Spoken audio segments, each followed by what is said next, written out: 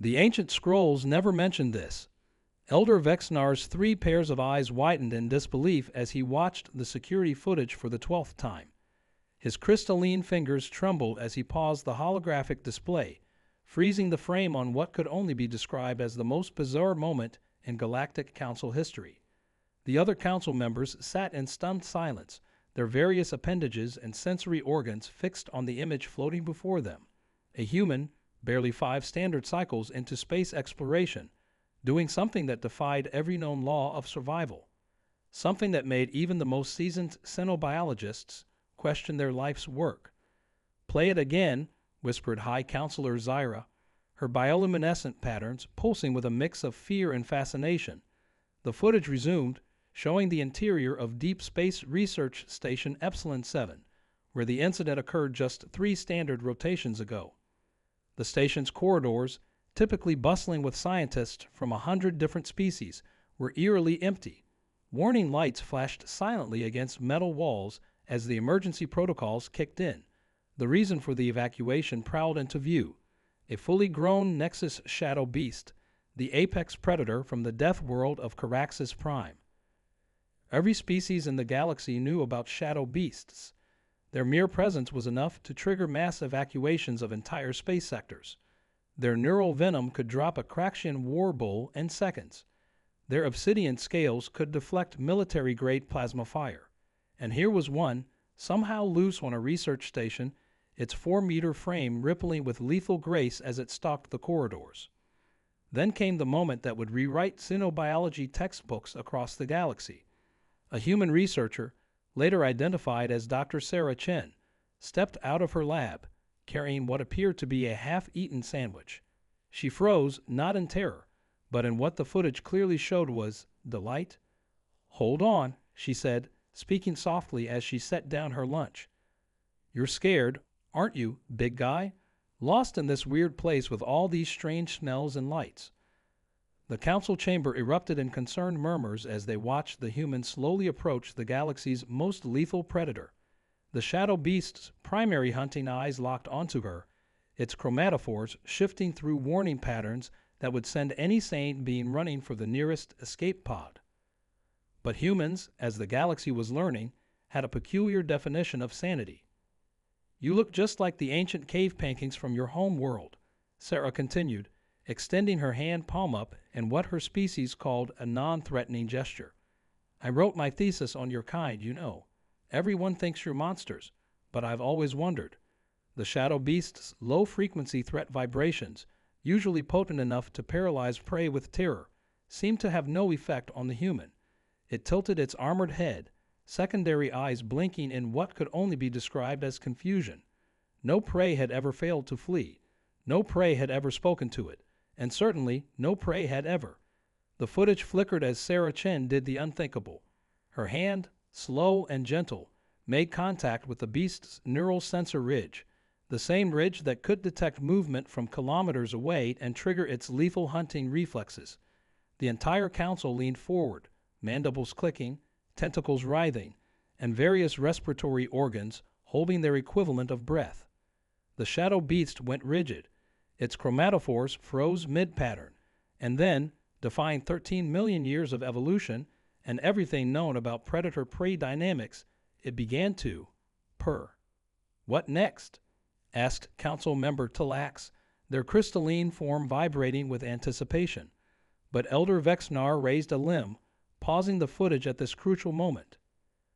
"That," the Elder announced to the chamber, "is precisely what we must determine.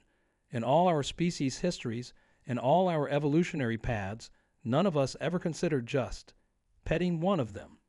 The implications of this human behavior are, they touched their translation crystal, searching for the right word.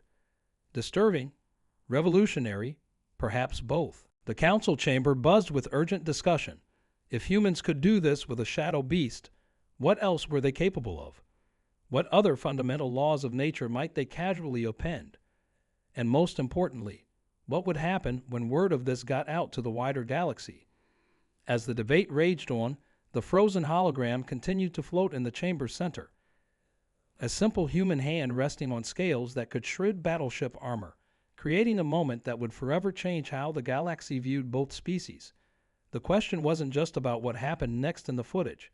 It was about what happened next for all of them. High Counselor Zyra's voice cut through the chaos. I believe we need to contact Earth immediately. But first, I want to know what that human did next. Elder Vexnar's trembling claw pressed the continue button, and the footage resumed its playback. The council chamber fell into such profound silence that one could hear the subtle resonance of their collective thought crystals. The shadow beast's purring grew louder, a sound that had only been recorded twice before in galactic history, both times moments before the massive predator had shredded entire research teams. But this was different. The creature's secondary hunting eyes had half closed, its neural ridges relaxing in a way that the council's xenobiologists would spend years studying.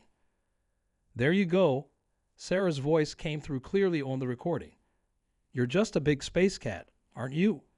Well, technically more like a convergently evolved felliform with advanced neurological capabilities, but space cat sounds better. She continued scratching behind the creature's sensory cluster, finding spots that made its chromatophores ripple with colors never before documented. Impossible, muttered Council Member Tilax. The neural toxins in those scales should have paralyzed her on contact. They consulted their data crystal. Human epidermis isn't rated for... Wait. Their crystalline form shifted to a frequency indicating sudden realization. High Counselor, I'm detecting trace amounts of caffeine and acetylsalicylic acid in the human's biological readings from this footage. Explain, demanded Zyra, her bioluminescence pulsing with curiosity. The human had consumed something they call coffee and aspirin approximately 37 minutes before this encounter. These compounds, seemingly mundane to their species, appear to have created a unique chemical barrier that... Tilax's voice trailed off as the footage showed Sarah reaching into her lab coat pocket. The shadow beast tensed momentarily, causing several council members to flinch. But Sarah just smiled, pulling out what appeared to be a small package. Want a treat? It's beef jerky. Well, lab-grown beef jerky. I always keep some handy. You never know when you'll make a new friend in space. She's feeding it. Elder Vexnar's voice cracked with disbelief. A creature that once devoured an entire hive mind battle cluster is being fed dried protein strips by a human. The footage showed the shadow beast cautiously sniffing the offered treat. Its highly sophisticated olfactory system, capable of detecting fear pheromones from light years away, analyzed the food. Then, with surprising gentleness, it extended a secondary feeding appendage and delicately took the jerky. The human appears to be operating on some kind of intuition, observed Council Member Exthar, their plasma form flickering thoughtfully.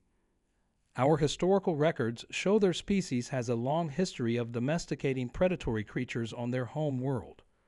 But those were simple carbon-based life forms, protested another council member, not a being that evolved in the quantum radiation fields of Caraxes Prime, not something that can phase through solid matter when hunting.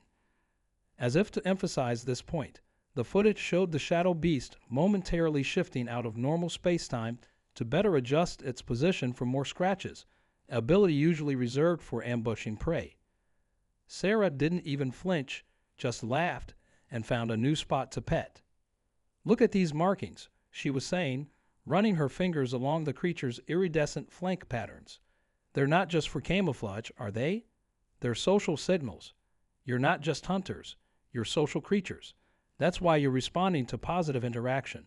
Everyone's been too terrified to ever try understanding you. The council watched in amazement as Sarah pulled out her research tablet and began taking notes with her free hand, while the other continued petting the supposedly deadliest predator in known space. The shadow beast had fully relaxed now, its massive frame curled around her in what security analysts would later describe as a protective posture. Remarkable, said High Counselor Zyra. The human is conducting scientific observation while in direct contact with the subject. Their capacity for simultaneous fear suppression and data collection is unsettling. The footage continued, showing Sarah starting to examine the beast's retractable claws, each one capable of slicing through reinforced starship hull. These microfractures in your talons. You've been trying to dig through the station walls, haven't you? The artificial gravity and electromagnetic fields must be disorienting for your spatial awareness. The shadow beast made a sound that the Council's xenolinguists would later classify as apologetic, though none could believe such a classification at first. Don't worry about it, Sarah continued, pulling out more jerky. We'll figure out how you got here and get you back home. Though, she paused, scratching under what appeared to be the creature's chin. I think we might need to revise a lot of our research about your species first. I mean, look at you. You're basically a big puppy once you feel safe. What is this puppy she refers to? Asked Elder Vexnar. Another Earth predator, Talax explained, consulting their database. One that their species transformed over generations from a feared hunter into something they keep in their dwellings for emotional comfort. The implications of this statement sent a wave of unease through the council chamber. If humans could do that with their own world's predators, and now showed signs of doing the same with a shadow beast. The footage suddenly shifted as the station's emergency systems registered new activity. Multiple heavily armed security teams were approaching through adjacent corridors, their weapons charged to maximum capacity. Sarah's head snapped up at the sound of boots on metal flooring. The shadow beast tensed, its chromatophores shifting to attack patterns. But before anyone could react, Sarah stepped between the creature and the approaching threat. Wait, she shouted down the corridor. Don't shoot. He's not dangerous. Well, okay, technically he's extremely dangerous, but he's not hostile. I can explain everything. The security footage froze again, this time by High Counselor Zyra's command. The chamber erupted in urgent discussion. The scene was almost too much to process. A human defending a shadow beast, positioning herself between it and weapons fire, all while clutching a research tablet and a bag of dried meat treats. We need to understand what happened next, Zyra announced. But first, we must address the larger implications. This human has demonstrated an ability we didn't know their species possessed. The capacity to forge peaceful connections with creatures we believed were pure killing machines. The question, Elder Vexnar added, their crystalline form vibrating with concern, is whether this is an isolated incident or a species-wide trait. Are all humans capable of this? This complete disregard for self-preservation in the pursuit of scientific discovery and companionship. Talax suggested. Precisely, Zyra's bioluminescence pulsed rapidly. And if they are, what does this mean for galactic security protocols, for our understanding of predator species, for the very nature of interspecies relationships? The council chamber fell silent as the implications sank in. The frozen image before them showed not just a human petting a shadow beast, but perhaps the beginning of a fundamental shift in galactic society. The question wasn't just about what happened next in this particular incident. It was about what happened next for their entire understanding of the universe. Play the next section, Zyra commanded. Let's see how this human handles a standoff between a shadow beast and an armed security team.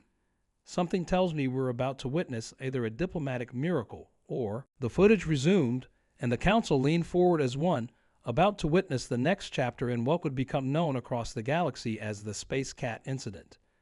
The security footage continued, capturing what would later be described as the most tense diplomatic standoff in recent galactic history. The heavily armed security team, composed of various species trained specifically to handle extreme threats, found themselves in a scenario no training protocol had ever covered. Sarah stood her ground, one hand still resting on the shadow beast's neural ridge, the other raised in a universal stop gesture. Behind her, the massive predator's chromatophores swirled with conflicting patterns, part threat display, part uncertainty. It was clear to the observing council that the creature was responding to Sarah's emotional state, mirroring her protective stance while fighting its own instincts. Chief Rodriguez, Sarah addressed the security team's leader, her voice remarkably steady. I know this looks bad, but I need you to tell everyone to lower their weapons.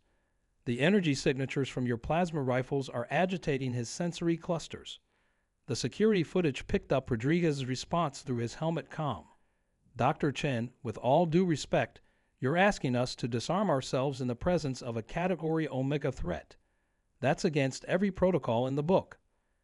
"The book," Sarah replied, still scratching the shadow beast's ridge, "was written by people who never bothered to actually understand these creatures. Look at him, really look. Have you ever seen a shadow beast display these color patterns before?" The council watched as several security team members shifted uncomfortably. Their helmet scanners were undoubtedly showing them what the council's own analysts had confirmed. The creature's chromatophores were expressing previously undocumented patterns, ones that completely contradicted known shadow beast behavior. "Dr. Chen, Rodriguez tried again. That thing has decimated entire space stations. The death toll from shadow beast attacks reached the thousands last year alone.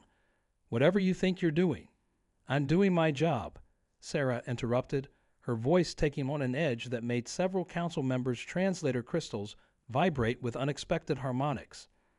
"I'm a xenobiologist specializing in predatory species behavioral patterns. And right now, I'm making the biggest breakthrough in my field since humans first reached the stars."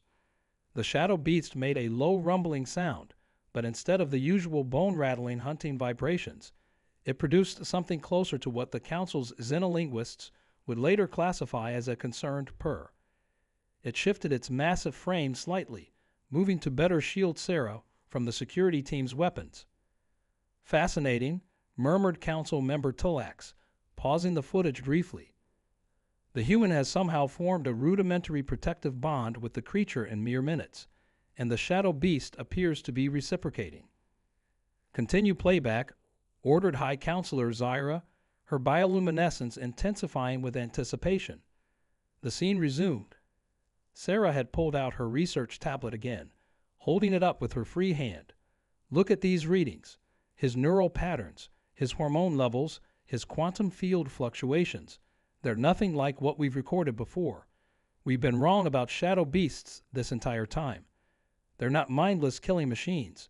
They're highly intelligent social creatures who've been reacting to our fear and aggression with their own defensive responses." The security footage captured a slight wavering in the security team's formation. Several officers glanced at each other, their weapon arms lowering slightly. The shadow beast's chromatophores shifted again, matching the subtle change in the room's emotional atmosphere. But then alarms began blaring throughout the station. The council chamber tensed as they watched emergency lights flash across the scene. A synthetic voice echoed through the corridors. "Warning. Station-wide containment protocols initiated. Emergency defense systems activating in 5 minutes. All personnel must evacuate immediately." "No, no, no." Sarah's voice carried clear panic now. "They're activating the quantum containment field. It'll tear him apart at a molecular level." She spun to face the shadow beast, whose colors had shifted to patterns indicating distress. "I won't let them hurt you, I promise." The security team's weapons snapped back up as Sarah made a move none of them expected. She reached up and unclipped her station ID badge, the one thing keeping her safe from the automated defense systems. "Dr. Chen," Rodriguez's voice carried a warning. "Don't." "He's not the monster here," Sarah said firmly, her hand moving toward the shadow beast's neural cluster. "We are. We're the ones who never tried to understand, who shot first and never asked questions. Well, I'm done with that approach." The council watched in stunned silence as Sarah Chen did something that would be debated in xenobiological ethics committees for decades to come. With steady hands and unwavering determination, she began to attach her ID badge to the shadow beast's primary neural cluster, the exact spot that would protect it from the station's defense systems. "Stop her!" Someone shouted on the footage. The security team surged forward, but the shadow beast's reaction was instantaneous. Its massive frame curled around Sarah protectively, chromatophores blazing with warning patterns that made even the bravest security officers to stumble back. The station's synthetic voice continued its countdown. Emergency defense systems activating in 4 minutes. Quantum containment field charging. High Counselor Zyra paused the footage again, the council chamber practically humming with tension. "This human," she said slowly, is willing to sacrifice her own protection to save a creature that her entire species has been trained to fear and destroy. The implications of such behavior. It goes against every survival instinct we thought we understood about organic beings, Elder Vexnar added, their crystalline form vibrating with emotion. Play it, demanded Council Member Tilax. We need to see what happens next. The quantum containment field, the security team, the shadow beast's response to the human's sacrifice. Everything is about to converge. The footage resumed, showing Sarah standing her ground between humanity's most advanced weapons and the galaxy's deadliest predator. The station's lighting had shifted to deep red, casting dramatic shadows across the scene. The countdown continued mercilessly. 3 minutes to defense system activation. The Council leaned forward as one, about to witness the moment that would either redefine interspecies relations forever or end in tragedy. The next few minutes of footage would change everything, but not in any way they could have predicted. The Council chamber's atmosphere grew even tenser as the footage continued to play. The station's red emergency lighting cast an eerie glow across the standoff, but what happened next made even the most seasoned Council members question their understanding of reality. The Shadow Beast's chromatophores suddenly shifted to a pattern never before recorded, a rapid cascade of quantum-linked colors that seemed to ripple through dimensions beyond normal space-time. Sarah, still standing protectively in front of the creature, was the first to notice something else was wrong. The neural patterns, she gasped, glancing at her tablet. They're not just changing. They're communicating. Oh my God. Her eyes widened as she looked up at the security team. He's not alone. He never was. As if on cue, the station's quantum sensors began screaming. Multiple spatial distortions appeared along the corridor, each one marking the emergence of what the security team had feared most, more shadow beasts. 5 of them phased through the station's walls, their massive forms materializing like living shadows, each one larger than the last. 2 minutes to defense system activation, the station's eye announced, its synthetic voice echoing through the increasingly crowded corridor. Hold your fire, Sarah shouted, her voice carrying an authority that made even the newly arrived shadow beasts pause. Everyone just stay calm. She turned to face the original beast, the one she'd been petting, and to the Council's amazement, addressed it directly. They're your family, aren't you? That's why you've been trying to dig through the walls. You weren't trying to escape. You were trying to reach them. The original shadow beast made a sound that the station's sensors registered across multiple dimensional frequencies. The other beasts responded in kind, their chromatophores synchronizing in what xenobiologists would later identify as a complex family group communication pattern. Dr. Chen, Rodriguez's voice was tense but controlled. We now have 6 Category Omega threats in a research station with failing containment protocols. Whatever you think you're doing, it needs to happen fast. Sarah's response was cut off by another station-wide announcement. Warning. Quantum containment field interference detected. Field integrity compromised. System malfunction imminent. This is impossible, Elder Vexnar muttered, pausing the footage. The station's quantum containment field was designed by the finest minds in the galaxy. Nothing should be able to. Look at their chromatophore patterns. Tilax interrupted, their crystalline form vibrating with excitement. The shadow beasts aren't just communicating. They're synchronizing their quantum fields. They're working together to disrupt the station's defenses. The footage resumed, showing Sarah quickly working on her tablet while the shadow beasts moved in perfect harmony around her, their massive forms creating what appeared to be a living quantum shield. The security team's weapons had lowered slightly, their training warring with the unprecedented scene before them. 1 minute to defense system activation. The eye continued its countdown. Warning. Critical system failures detected in multiple sectors. It's not just the containment field, Sarah announced, her fingers flying across her tablet's interface. Look at these readings. They're affecting every quantum-based system on the station. The power grid, life support, artificial gravity. It's all connected through quantum processors, and they're somehow interfering with all of it. The station's lighting flickered ominously, casting strange shadows as the shadow beasts continued their synchronized movements. Their chromatophores pulsed with increasingly complex patterns, creating a hypnotic display that the security cameras could barely process. Dr. Chen, Rodriguez's voice carried a note of desperation now. Whatever you've discovered about these creatures, it needs to wait. We need to evacuate before. He never finished the sentence. The station's artificial gravity suddenly failed, sending everyone except the shadow beasts floating off the floor. The beasts, using their natural ability to phase through space-time, remained perfectly anchored. Sarah, however, didn't float away either. The original shadow beast had gently wrapped a quantum-shifting tendril around her waist, keeping her stable. The sight of the galaxy's deadliest predator carefully protecting a human made several council members' translation crystals short out from the sheer improbability. 30 seconds to defense system activation, the eye announced, its voice now distorting with quantum interference. Warning: station core stability compromised.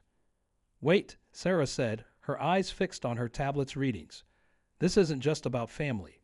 There's something else here, something bigger. She looked up at the original shadow beast, understanding dawning on her face. You let yourself get captured, didn't you? You needed us to bring you to this station specifically. But why? The answer came in the form of a massive quantum surge that made the security footage crackle with interference. Beyond the station's walls, visible through the reinforced windows, space itself seemed to ripple like the surface of a disturbed pond.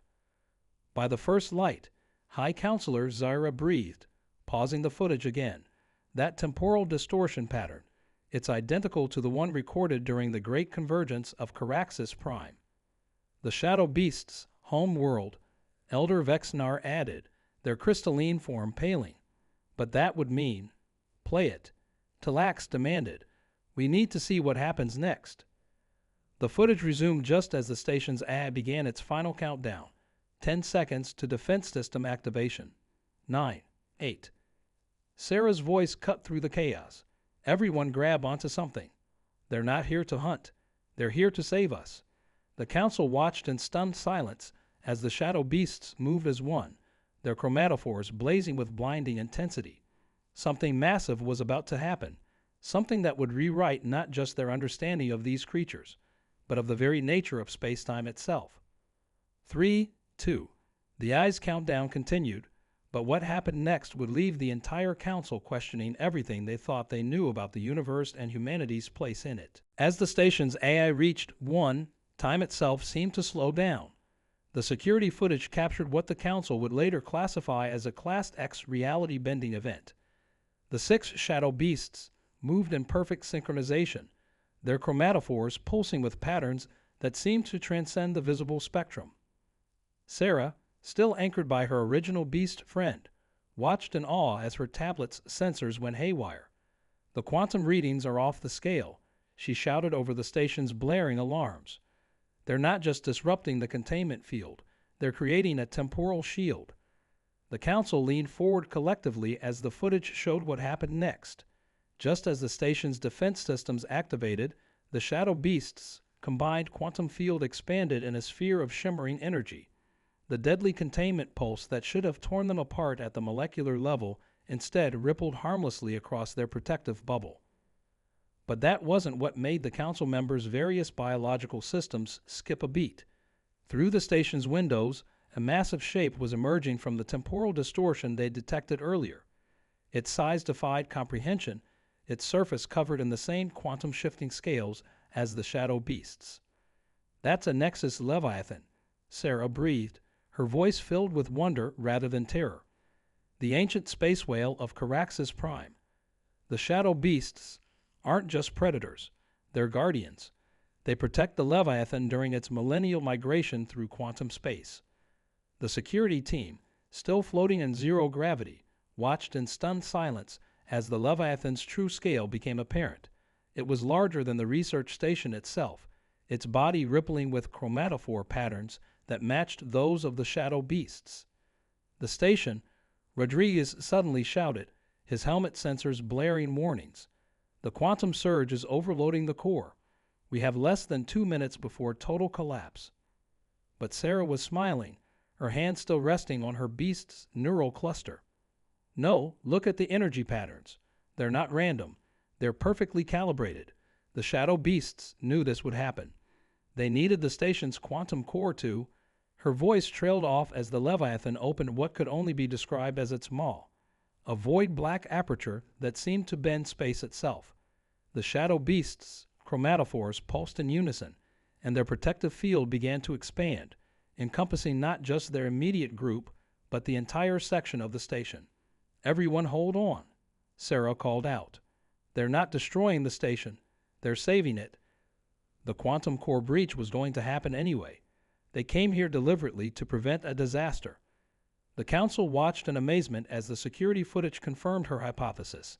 The station's quantum core, which had been building to a catastrophic overload, was now being channeled by the shadow beasts' combined field. The energy flowed like a river of light into the Leviathan's waiting maw. "It's a quantum recycling system," Sarah explained, her voice filled with academic excitement, even in the face of what looked like certain doom. "The Leviathan feeds on quantum energy. The shadow beasts must have sensed the core's instability from light years away. They didn't come here to hunt. They came here to prevent an explosion that would have taken out half the sector." The footage showed the Leviathan moving closer.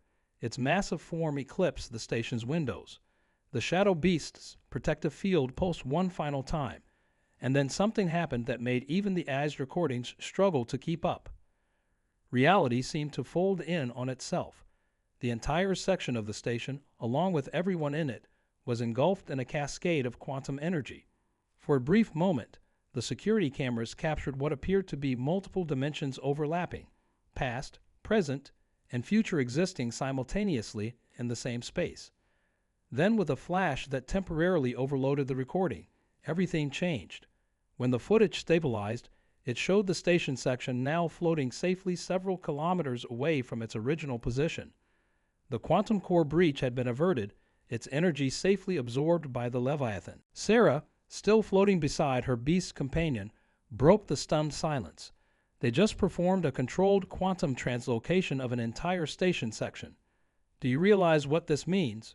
Shadow beasts aren't mindless killers. They're quantum engineers. They've been protecting our galaxy from quantum disasters for millions of years, and we've been treating them like monsters."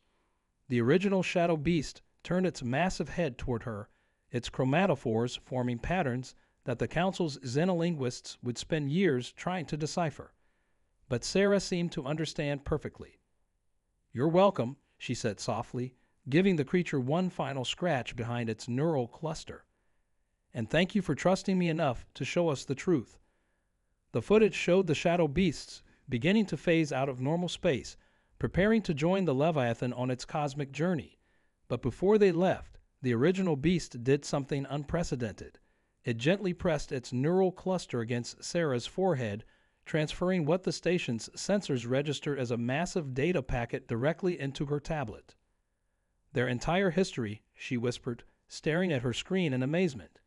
"They've given us everything, their language, their science, their purpose. They want us to understand."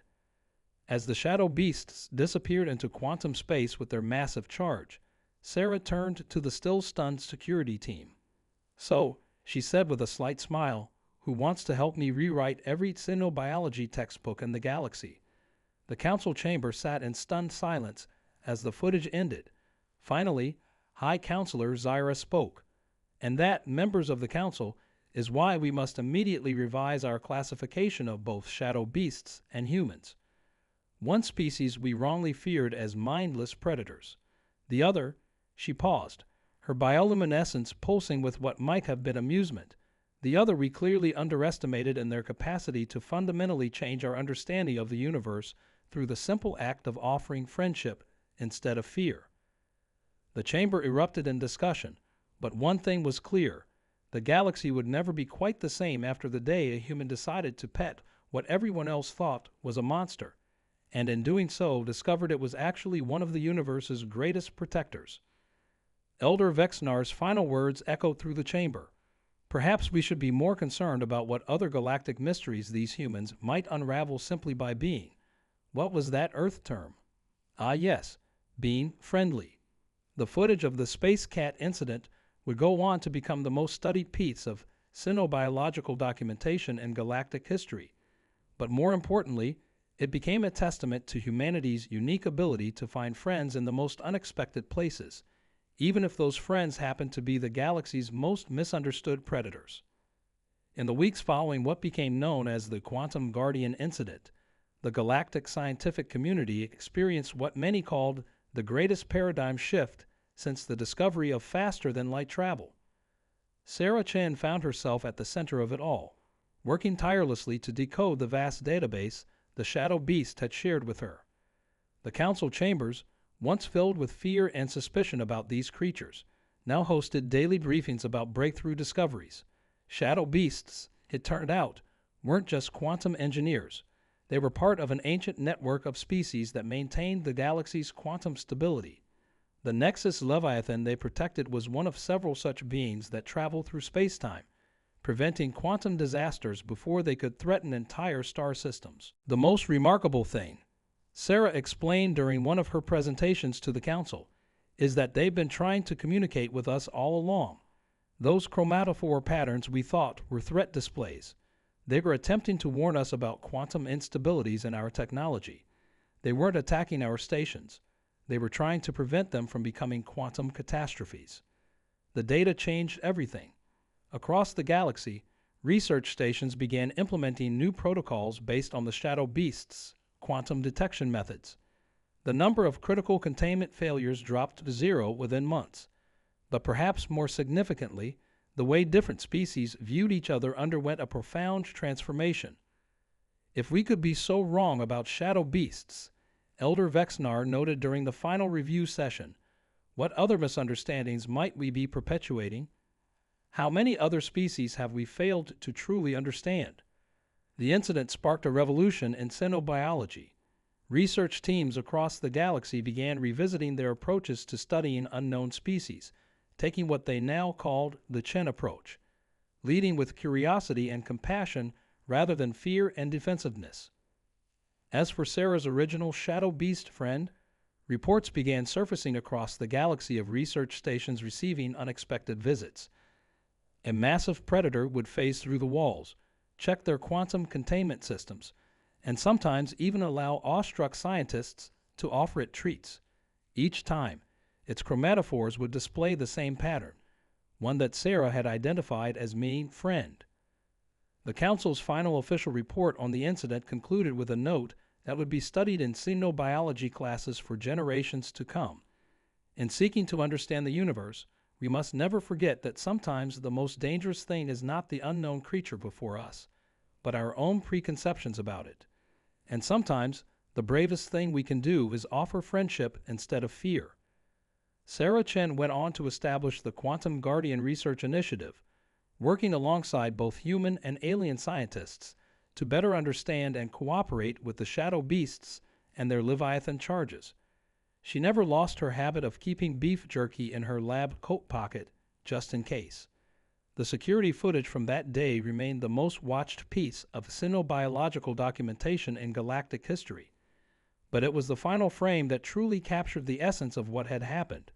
A human hand resting gently on the neural cluster of a creature that could phase through space-time, both species learning that sometimes the biggest discoveries come not from advanced technology or complex theories, but from the simple willingness to reach out and trust. As for Chief Rodriguez and his security team, they became the first graduates of a new training program focused on cooperative approaches to dealing with previously misunderstood species.